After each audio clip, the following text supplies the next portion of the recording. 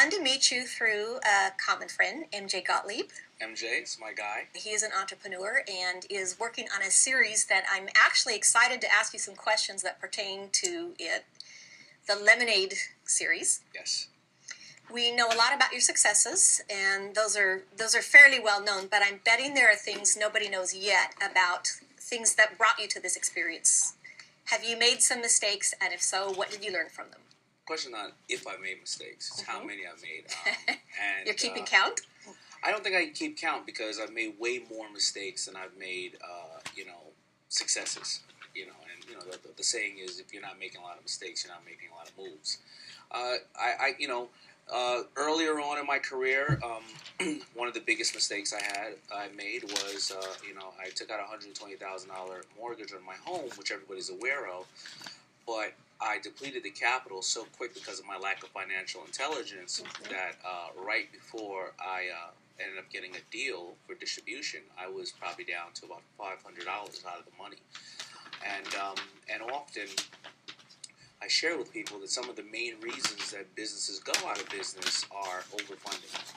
Somebody will go out and they'll take a $100,000 loan for their bakery or something of that nature, and they'll spend it before they've sold one cupcake, because they'll do this great registers and this great room, and then all of a sudden, when the business does catch up in maybe a year or 2 years, the $100,000 has been depleted and spent the wrong way.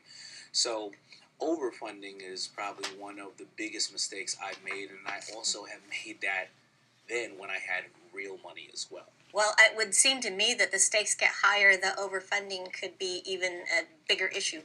Yeah, because, that was mistake number one.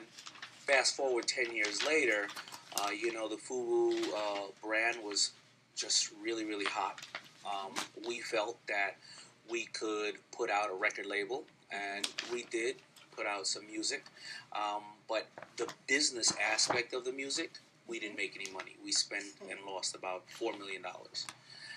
And, when you become wealthy or a good position in life, you sometimes, an ego comes with that you think everything can be solved because you throw money at it.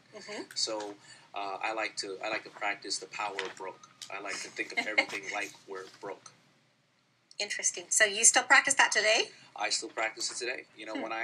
When on Shark Tank, when I meet the entrepreneurs, giving some of them $1 million is like giving them $2 because they're going to think that they can ramp up and just buy everything, and that's going to solve the problem when it's really sales. It's really getting out there and knowing your customer and making sure that you sell the product. You don't go and purchase $500,000 worth of inventory because you just think it's going to sell. The power broke is what I emphasize.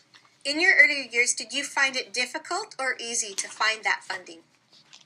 I found it difficult to find the funding in the early years because I just didn't know what tools were out there.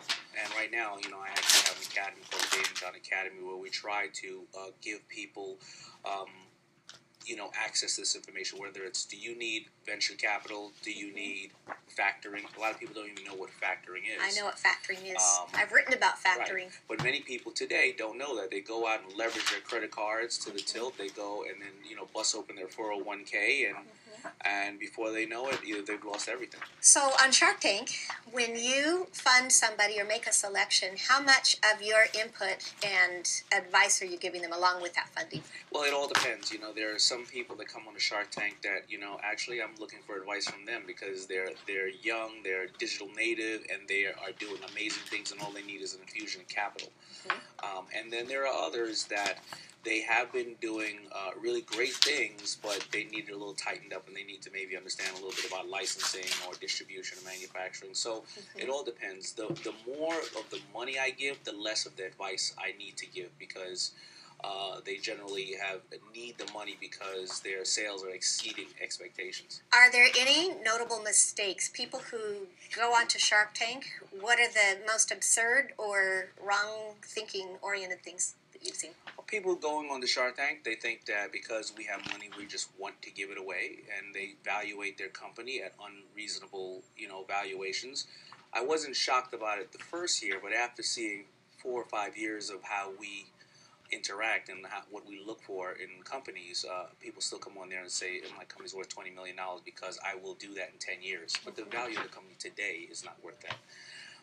People coming on there saying that, if I only got 1% of 1% of 1% of a $70 billion market, that's their reasoning for why their company is going to be successful when, the bankruptcy market is probably bigger than that, right? So mistakes can be made.